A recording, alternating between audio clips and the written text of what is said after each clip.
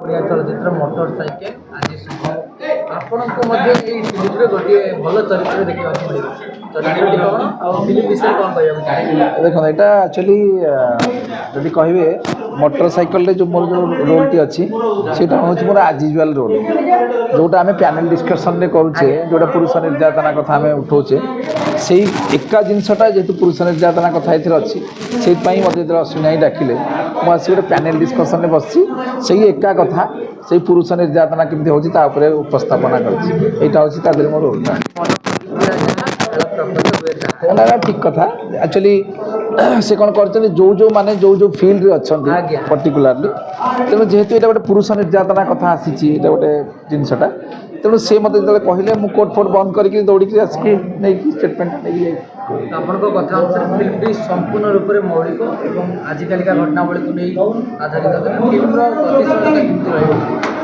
ଦେଖନ୍ତୁ, ନିଶ୍ଚିତ ଭାବରେ ଗୋଟେ ଟାଇମ୍ ଥିଲା ଯେତେବେଳେ ଓଡ଼ିଆ ଫିଲ୍ମ ପ୍ରତି ଲୋକମାନେ ଦର୍ଶକମାନେ ମୁହଁ ଫେରାଉଥିଲେ, କିନ୍ତୁ ଏବେ ଗୋଟେ ବଢ଼ିଆ ଟାଇମ୍ ଆସିକି ପହଞ୍ଚି, ଯେଉଁଟା କୁନା ଭାଇ କହୁଥିଲେ ଏବେ ଜଷ୍ଟ କହିଲେ ଯେ ଆଗରୁ ଗୋଟେ ପରିବାରକୁ ନେଇକି ଲୋକମାନେ ଫିଲ୍ମଟେ ଦେଖିବାକୁ ଯାଇପାରୁନଥିଲେ, କିନ୍ତୁ ଯେଉଁ ମୋଟରସାଇକେଲ ବୋଲି ଯେଉଁ ଫିଲ୍ମଟା ଆସିଛି, ଏଇଟା ଲୋକମାନେ ଭାଇ ଭଉଣୀ ଯାଇପାରିବେ, ନିଜର ପରିବାରକୁ ନେଇକି ଯାଇପାରିବେ, ତେଣୁ ଫିଲ୍ମଟି ଭଲ ହେବ ବୋଲି ମୋର ଆଶା ଆଉ ବିଶ୍ୱାସ।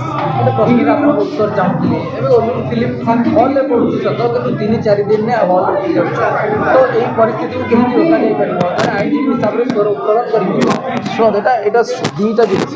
ଯଦି ଦୁଇଟା ଜିନିଷ କହିବେ, ପ୍ରଥମ ଜିନିଷ ହେଉଛି ଗୋଟେ ରିଜନାଲ୍ ଫିଲ୍ମ ଯେଉଁଗୁଡ଼ାକ ସବୁ ହେଉଛି, ନିଜେ ଯଦି ମାନେ ଡିପାର୍ଟମେଣ୍ଟ PR ଡିପାର୍ଟମେଣ୍ଟ ଯଦି ଆପଣ କହିବେ, ଯଦି ଯେଉଁ ଆମୋଦ କରଟା ଅଛି ସମ୍ପୂର୍ଣ୍ଣ ଭାବରେ ଆମୋଦ କରକୁ ଉଠେଇ ଦିଆଯିବ, ସେଇଟା ଗୋଟେ ବାଟ।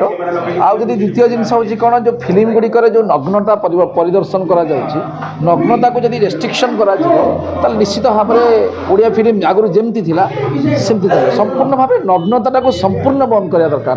ହାଇ ରେଷ୍ଟ୍ରିକ୍ସନ୍ ଖାଲି କଥାରେ ନୁହେଁ, କାମରେ ବନ୍ଦ କରିବା ଦରକାର। ଯେଉଁଗୁଡ଼ିକ ନଗ୍ନତା ପରିବେଷଣ କରିବେ ଯେଉଁ ଫିଲ୍ମ ଗୁଡ଼ିକ, ତାଙ୍କୁ A ମାର୍କ, ଆଡଲ୍ଟ ମାର୍କ ଦେବା ନିହାତି ଭାବରେ ଆବଶ୍ୟକତା ଅଛି। ନଗ୍ନତା ନାହିଁ, କିନ୍ତୁ ଫିଲ୍ମ ଚାଲୁନି 2-3 ଦିନ ପରେ ଶୁଣନ୍ତୁ, ମାନେ ଗଧିଆ ଖାଇଗଲା ବୋଲି ସମସ୍ତେ ଚିଲେଇଲେ, କିନ୍ତୁ ବାସ୍ତବରେ ଯେଉଁଦିନ ଗଧିଆ ଖାଇଗଲା ଆଉ କେହି ଆସିଲେନି। ଠିକ୍ ସେଇ ଅବସ୍ଥା, ଯେହେତୁ କପି ପେଷ୍ଟ ହେଉଛି, ନଗ୍ନତା ରହୁଛି, ସେଇ କାରଣରୁ ମାନେ ଲୋକମାନେ ଆଉ ଆକୁ ମୁହଁ ଯାଉନଥିଲେ। ଯଦି ଧୀରେ ଧୀରେ ଆର ପରିବର୍ତ୍ତନ ହେବ, ନିଶ୍ଚିତ ଭାବରେ ଲୋକ ଦେଖିବେ।